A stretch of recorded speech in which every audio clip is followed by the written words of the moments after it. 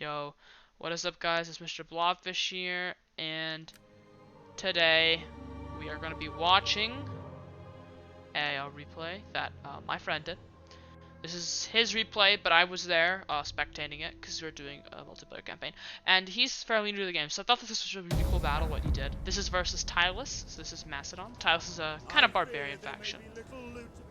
So, let's start it off. So, let me pause it here, and we'll go over the roles. So, for starters, he has this line right here of our nice classic hoplites hiding right now in the trees. Behind that, we have 2 units of slingers, or one unit of javelin. Sorry. So this unit is his this is his right flank unit, right guard, the wing guard, and then he has this main line, this massive line. And our thought process into going this was, don't stay in the forest. I mean, it's gonna slow your army down. I'm fairly certain forests do stuff. Yeah, movement speed is 70. And I mean, militia hoplites already are a pretty crappy unit, especially but for early game, I mean, they're worth it. For early game, they work. Early game, I mean, it's what you have. But Tylis had units that are a little bit better, faster, you know, more javelin men kind of units, levy freemen, stuff like that. So we were more thinking, you know, we might as well get into this grassy patch over here, hold the grassy patch, and then our superior units over here, our right flank, can do the heavy damage if they're coming through. Because they spawn over here, right? They spawn in this patch over here.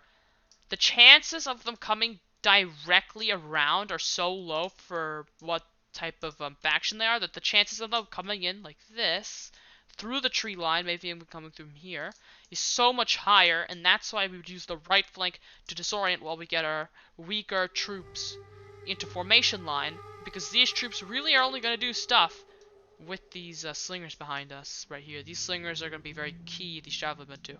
So let's unpause it, and let's continue on the battle. They do not look rich enough to buy a goblet of piss. However, we must kill them.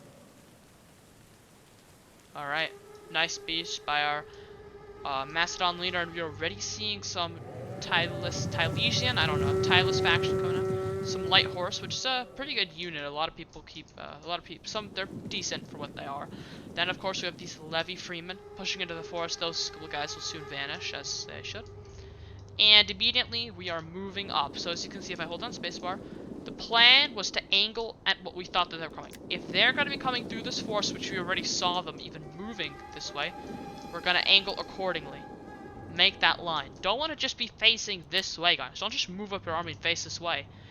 All of the units to this side are useless, because everyone's going to be hitting this side, because they're coming in through here.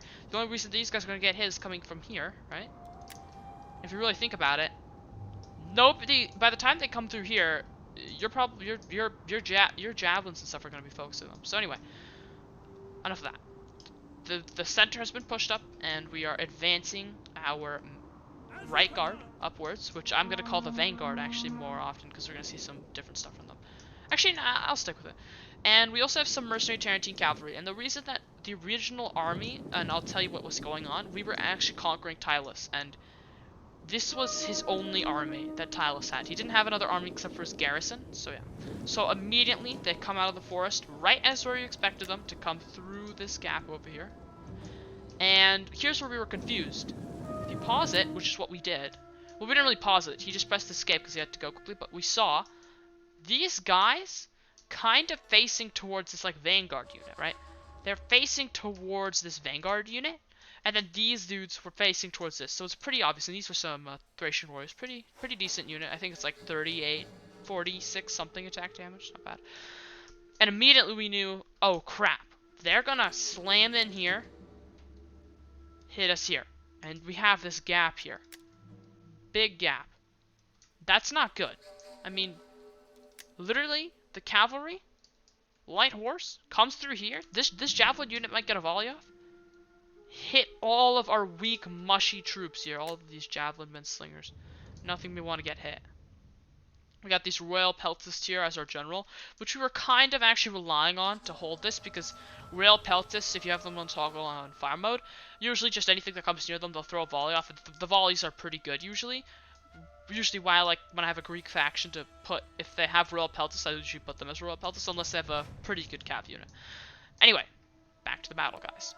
So, immediately, I tell him, dude, the minute your guys get in formation, these, yeah, exactly, they're gonna start hammering you. Look at this, already cav charge. So I tell him, so immediately, he, sends his javelin men in, sends these dudes in to take out this light horse so we don't have any problems.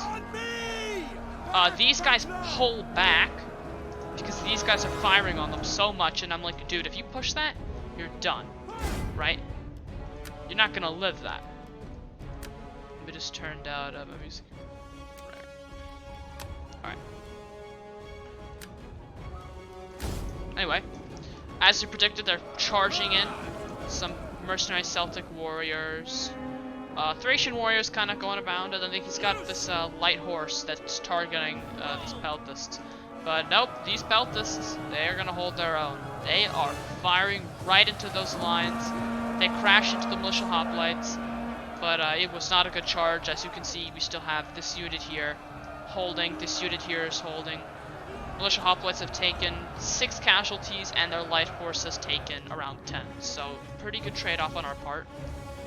And yep, this Vanguard unit's coming in here hopeful. We just literally cancel charge 3 units.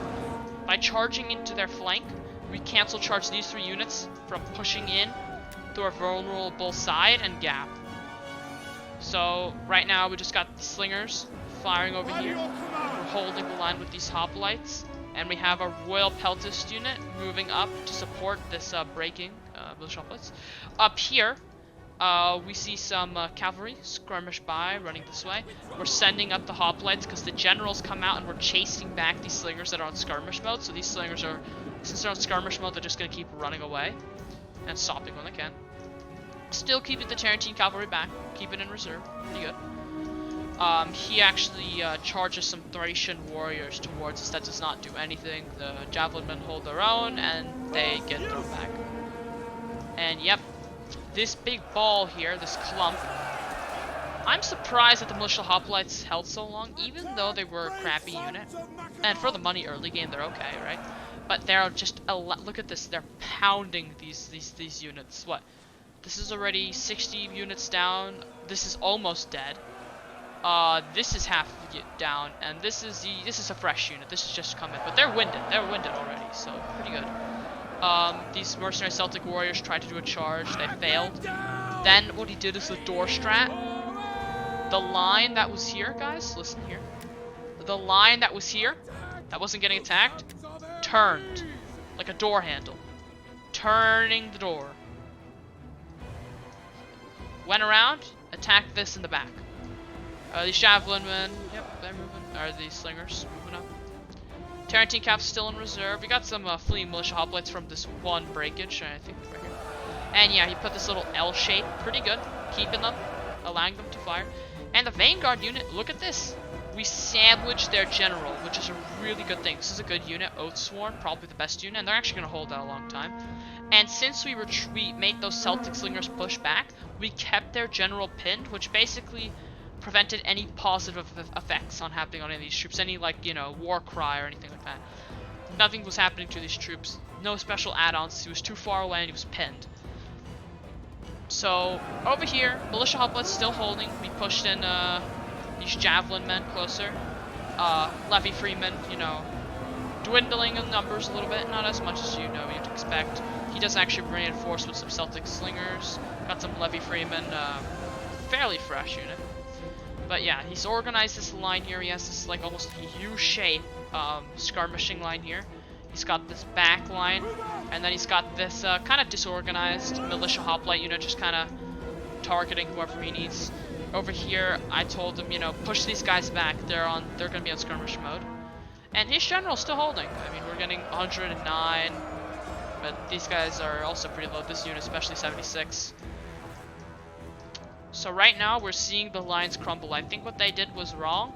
They just pushed. They pushed correctly, but allowed us to get into their side. They should have pushed the smaller force, used the slingers as some kind of ranged unit to take down the main line, and it would have been much more effective because they could have knocked this one, this vanguard, or right flank out of it, and then just slammed into us. So yep, Tarantine Cav gets moved in for some missile support, getting like a few kills there, and yeah, these guys don't stand a chance. These lightly armored units, they got big shields, but it is not doing them any favors at all. We have broken through, and the only thing that they're really relying on is just these slingers at the back, and even that's not going to hold because these militia hoplites are literally routing their levy freightmen. So this is a very light armored, fast moving army comp, and if you're going to use army compositions like this, the only way that you can use them successfully is being fast and serious. You can't just like stand back, leave these slingers in reserve and kind of just leave them in the back lines, you know, skirmishing around. Put them in the fight, get them in the lines, and make them do stuff. All they're doing is getting nothing. This guy has 19, 38, 18. This unit over here, 75. This unit over here, 203. This unit over here, 106. This unit over here, 167. Over here, it's 58, and over here, it's 83. Big difference from putting in actual units. This is the proper way to use units. Don't just put them in the back of the forest and skirmish down one unit.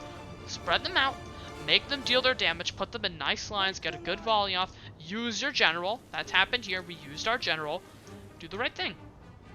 Anyway, it is all coming down. Basically, it's just a fight. We moved up the Tarantine cavalry because we realized that these guys would just skirmish their way on.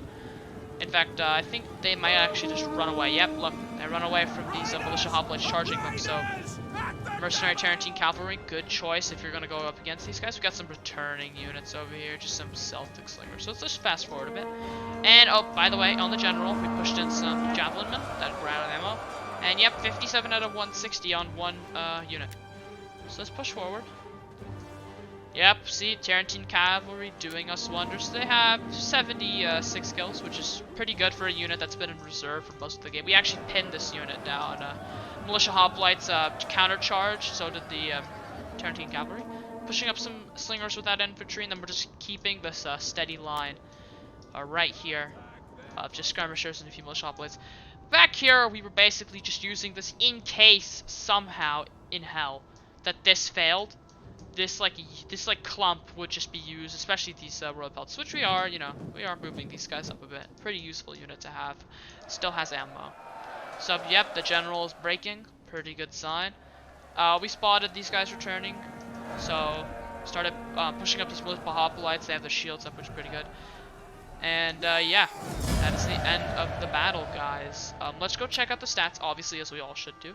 So let's see the big change. Look at this army. This is actually... Look, they had superior advantage to cavalry. They had 2 cavalry units, we had 1, and that cavalry could beat mercenary Tarantine cavalry probably any day together. This is an archer cavalry. It's not one of the best of the best.